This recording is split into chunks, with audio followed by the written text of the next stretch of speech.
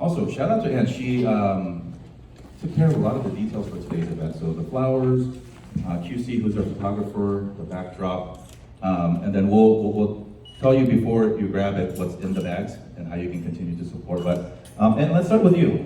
Tell us about House of M. It is, I don't think we can get any closer to where sort of the idea started where you are, or in your neighborhood of Orange County, where this is probably the closest Nordstrom to your home. Yes. You sell your product at Nordstrom, which is a really, really big and special deal. But tell us about you and your journey in creating and starting House of M. Hi everyone, so my name is Ann. I'm the founder and CEO of House of M Beauty. We make saffron-infused skincare products. Thank you. And also that pretty much means that we make skincare products, treatment products for sensitive skin people, and postpartum skin. And I've always loved beauty. So when I was in Vietnam, I was born and raised in Vietnam. And yes, so an immigrant, yeah. Back then, I started watching YouTube when I was 12, and I started to discover Michelle Phan, and that was kind of like my gateway to the beauty world. And I've been obsessed ever since. I've been just, following trends of beauty companies and collecting makeup and skincare products, but I never thought I would found my own brand until I stumbled across saffron, and particularly medicinal quality saffron and what it does to your skin. And I saw the white space in the market, and that was how I decided to start House of M. Awesome, thank you. And we're glad that you did. And we'll talk a little bit more about it, but you really built your brand both anchored in the community, supported by the community, and as you can see here today, giving back and making sure that we're all part of this journey. Jeff, many of the people here probably find you familiar because you've been a constant presence in my Instagram feed, especially as we just wrapped up Heritage Month, and then you've been doing a lot of collaborations. Tell us about your journey into becoming a content creator, and especially at the intersection of creation and identity. Hi, my name is Jeff Yamazaki. I'm a men's fashion content creator, and for, I guess, a lot of Asian creators, I feel like a lot of us has done the corporate thing and then done creation at the same time, and so that was my journey. I was doing sales, I was working at a food company selling food to Walmart for a long time, and then switched over to accounting, so I was in the finance world for a bit, and so I did all this corporate job for a while, but I wanted to be really creative and do creative stuff. And so when I started in 2020, like a lot of content creators, I started during the pandemic. Me and my fiance started to take a lot of photos in our men's fashion, and then little by little, we decided to partner up with a lot more API brands here and there, and a lot of the Asian American men's fashion brand owners would reach out and kind of gift me products. It's not technically for money, but it's more gifting, just hey, here's some, check. Oh, there you go. And so I would get kind of gifted product when I was really small, maybe like 3,000-4,000 followers. So it kind of took a while to grow my audience, but a lot of the API brand owners really helped out in the beginning, and I kind of wanted to give back, and kind of work with API owners through my Instagram. Awesome, and that's at Jeff Yamazaki for those of you who need to want to tag Jeff as we go through. And let's go back to you. You are very well involved, and we see each other plenty at community events, at just functions that support community efforts. Why is that important to you? Because saffron in of itself isn't necessarily uniquely proprietarily Vietnamese or Asian American, but tell us about how you have infused community both in how you run your business, those who financially and otherwise support your business, and how you have engaged the community to build this really powerful, strong brand. So it started out because of my insecurities. And that was when I first started House of M. Being an immigrant, my first fear was like, my English was not good enough, so I'm gonna start where I felt most comfortable, which is my Vietnamese community. And so in the beginning, when I first started, I created Facebook groups and reaching out to nail salons and spas within the Vietnamese community and start selling to them wholesale. And within that, the first period of House of M, I learned that the community really embraced us. And when you can speak their language and you are honest and you're communicating with them, the consumers, they support you and they uplift you. And so I've always shared with everyone that House of M was born within the Vietnamese community. And so after 2 years, then we started talking with buyers, and we're actually, met Nordstrom buyers at a beauty trade shows. And so they gave us a chance, and they took a chance on us, but also we'd be able to bring our community along. So now it's my way to giving back to our community and people that have supported me. That was the reason why that you see me at events and supporting other creators and community organizers. Awesome. Jeff, you mentioned, sort of your journey or your start in getting, involved with content creation. Did you, and then working with Asian American brands, how intentional was that? And I think for many of us who create content and, most of us here are Asian American or consider ourselves allies. Even though content and the creator world seems to have this myth of being objective, right? The best person wins, the funniest person wins, the best, whatever wins. But still, we sometimes feel like we don't get as many opportunities. That's one side of the equation, or that sometimes we're not as valued. And the other side is, if we're not going to be the first ones to support our friends, our family members, our community members who are also in the trenches starting brands, who's going to give us a first chance? I'd love to, because you've been doing this for 3 years, how have you seen that evolve, not just within your own business strategy, but just the conversations that you're having with other creators and other brand owners? Right, and so for me, starting content, I was kind of following a lot of other creators in the space, so I wasn't really experimenting, I wasn't reaching out, I wasn't really doing the things I wanted to do. I felt like I had to go through this path of a lot of content creators. They go through, it's they copy, not copy, but do the same trends, do all the same things that you need to be kind of seen as a legit content creator. And for me, I did that for about a year or two, for a long time. And then recently, my friend, another Asian American content creator, is like, oh, you should really lean into the Asian American identity.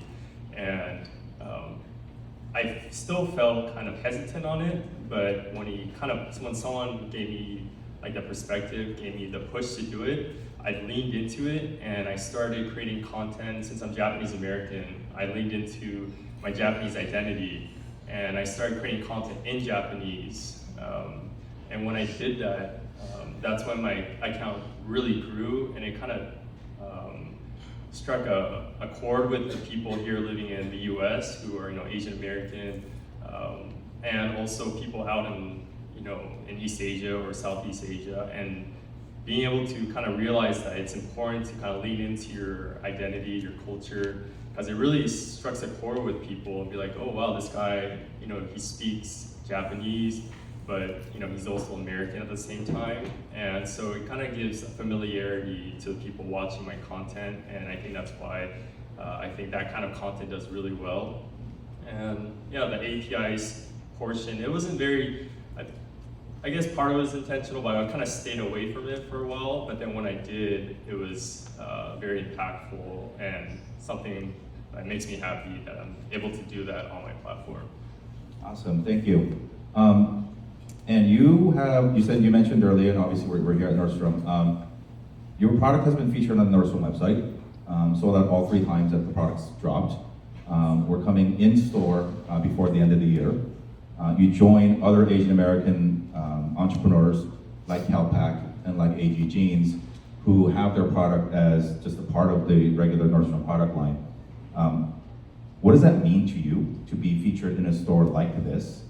Was it ever a part of your goal?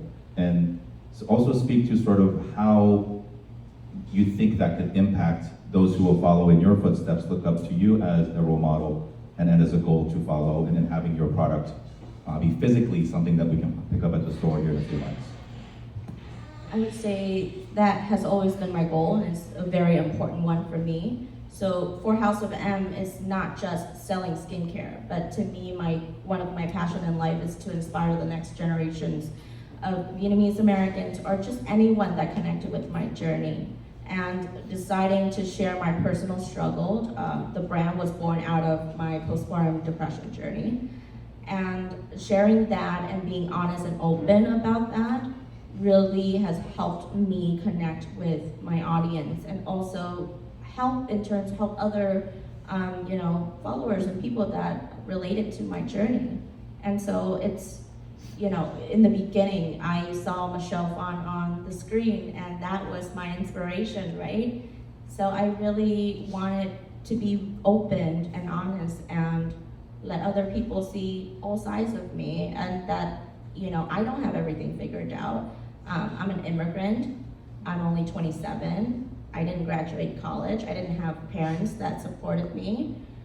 And if I can grind every day, so can you, And that's, at the end of the day, is really the messaging I really wanted to get across. So yeah, it has always been important to me, and I would love to see more AAPI-owned brands to be in retailers like Nordstrom very soon. Awesome, and congratulations. I can't wait for the day we can come and physically pick up your stuff.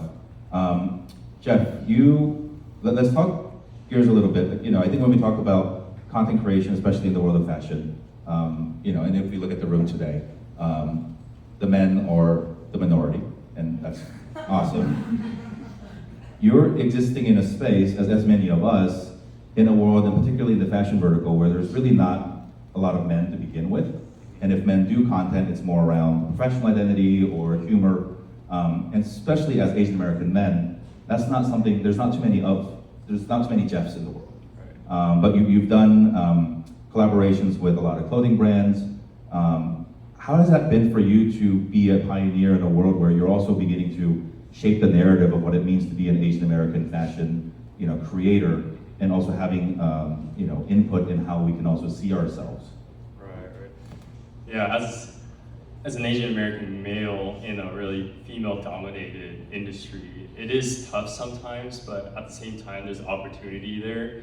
And I want all other Asian American men to, go into content if you really wanted to do that. And, there's space for everyone in this industry. And so if you think you're too shy or too important enough, if you have the ability to create content, you really should do that. And also in terms of just men's fashion, I've always dressed very professionally throughout my post-graduation career. It's always button-down shirt, t-shirt, jeans, pants, and it's very simple.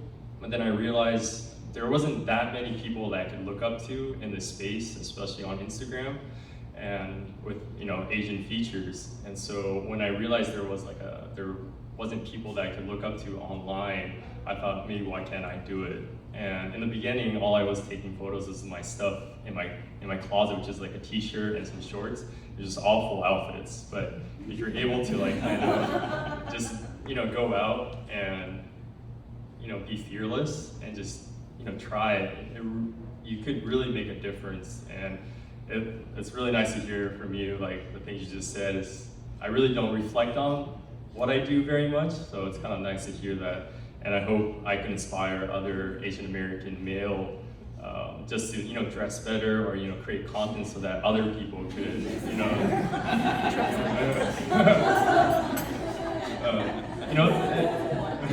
to. Who was he looking at in the room when he said that?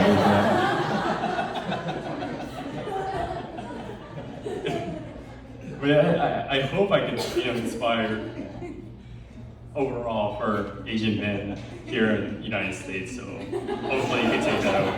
Awesome. This is not a loaded question because you're wearing our 1587 shoes too. But who has been the biggest sort of joy to work with in either both the product that you discovered or learning about their journey? And then also tell us who's on your top 1, 2, 3 list of brands that you'd like to work with. I see. All right, first off, I gotta shout out 1587. My sneakers that just came out. I guess my favorite brand that I worked with, and it ties in with my story of how I think it really helped me become like a legit content creator. There's a guy named Andrew who's also a Korean American who owns a fashion brand called Common Market. Also, the women's side is called ModRef. They have a store at the Row in downtown LA. And I used to go to their sample sale maybe 2-3 years ago, and I was at like 2,000-3,000 followers.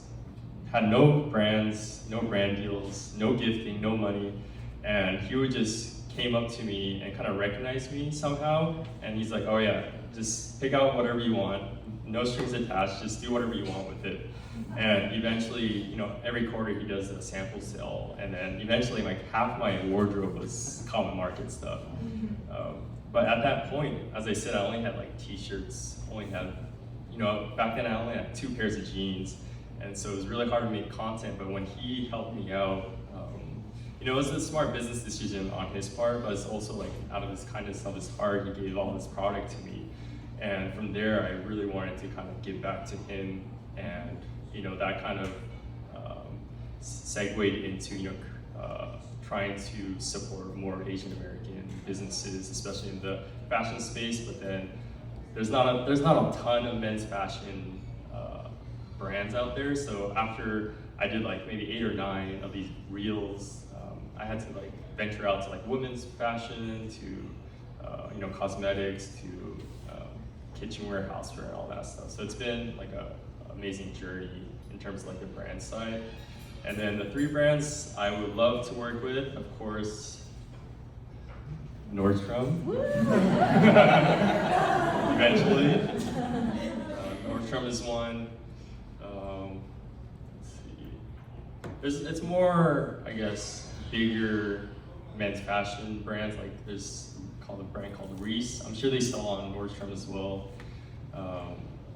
And maybe like Scotch and Soda. These are very like kind of niche, but they're in at the store. They're at South Coast Plaza, and yeah, I feel once I dove deep into the men's fashion, there's a lot of brands I would love to work with. This is one quick thing about Jerry though that I love so much is that he always would ask his closest friends, what is our wish list? And if he can make it happen, he will try his best. Well, I was gonna say, and that's the part that I love about him the most. I was gonna say, Jeff, we're gonna put this into the universe, and yes. in short 3 to 5 years, we hope to see the Jeff Yamazaki line here at Nordstrom as well. But I don't have the power to make that happen. So if anybody wants to support and get in early, I'm sure Jeff would be thrilled. For our closing thoughts, you know, the world of entrepreneurship, the world of content creation, there's no more delineation, right? You can't start a business without the support of creators, and creators can't fund themselves and their businesses without the support of brand owners. And we uniquely live at this intersection of both our craft, our creator world, our businesses, and our identity.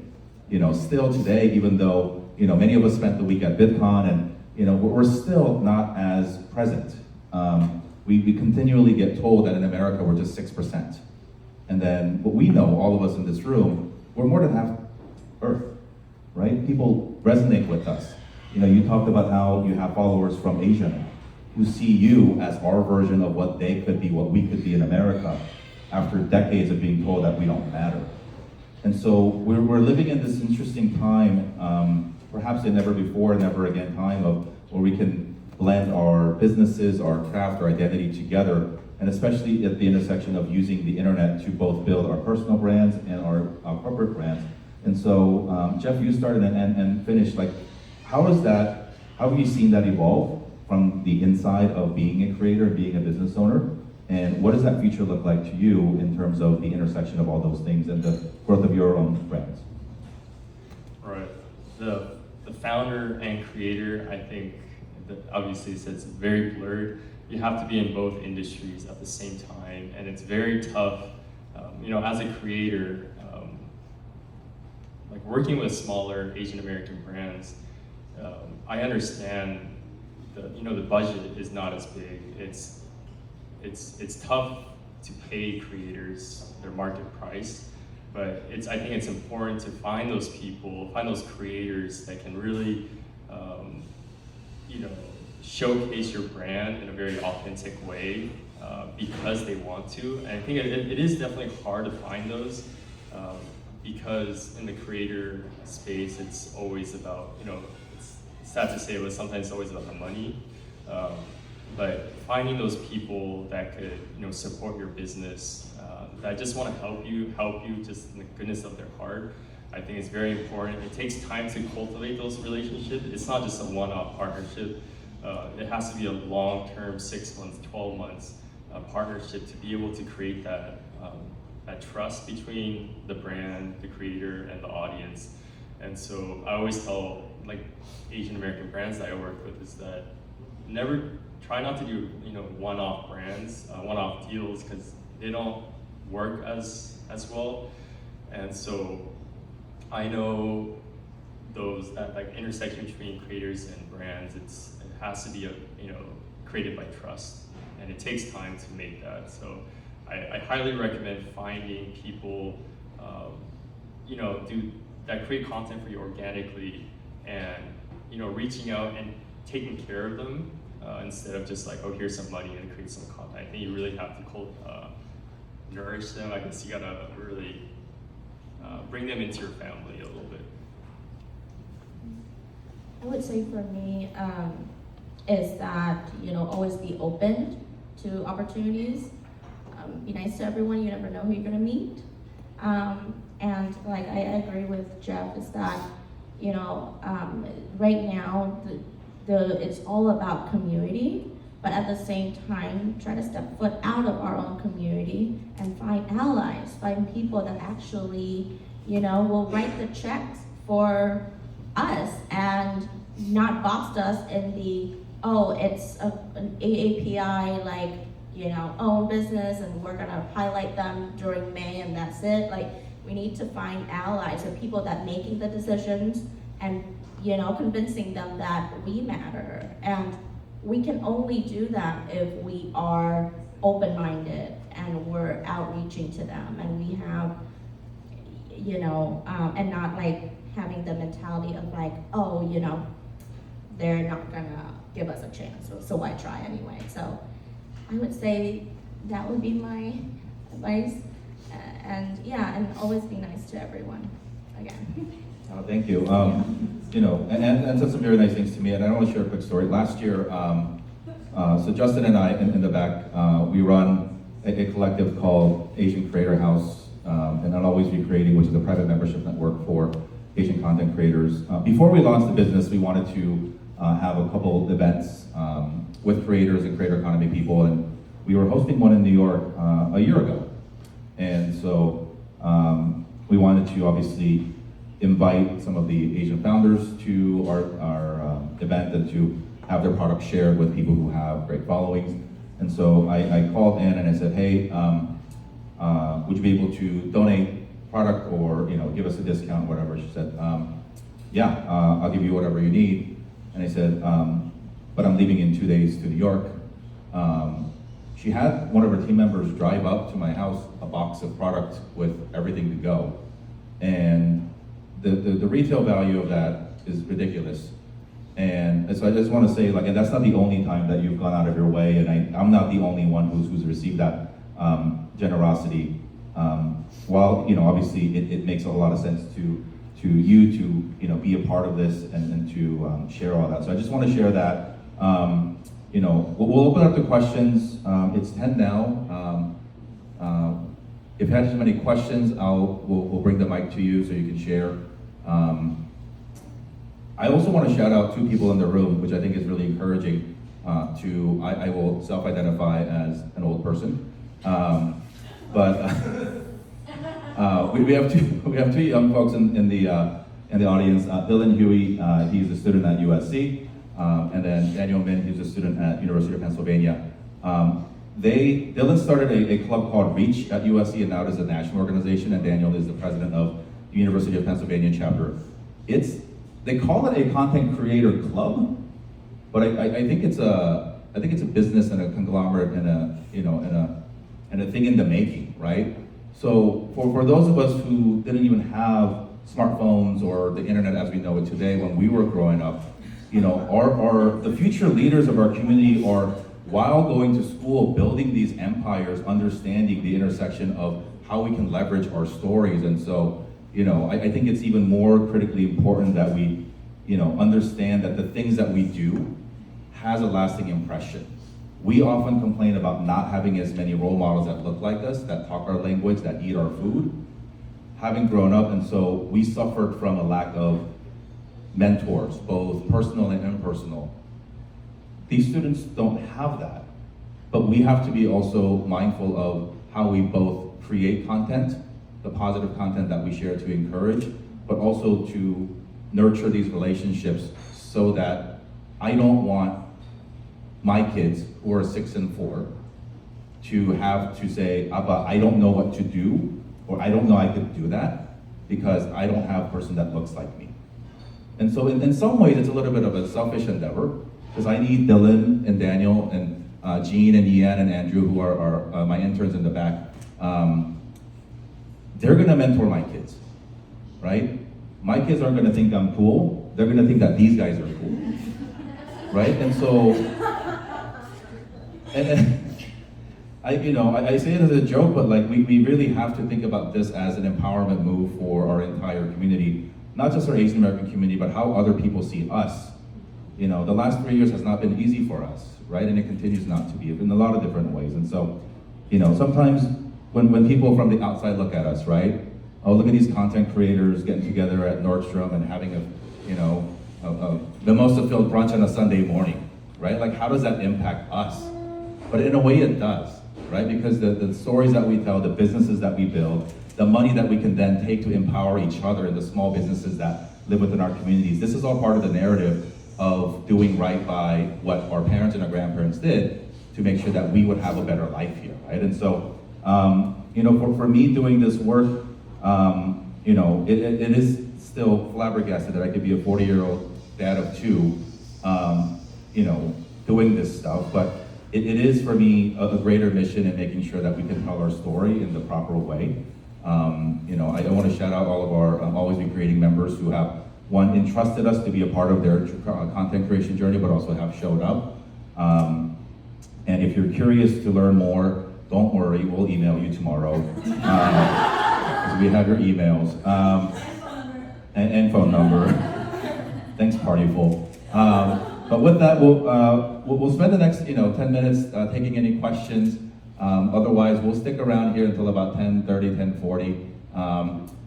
Before, as you think of your questions, because I see the hands all going up in the room, not yet. And do you want to tell us what's in these wonderful gift bags? Oh, well, on our end, we have the full size of our night cream, which, yes. This will be like big cream. You said full size, y'all?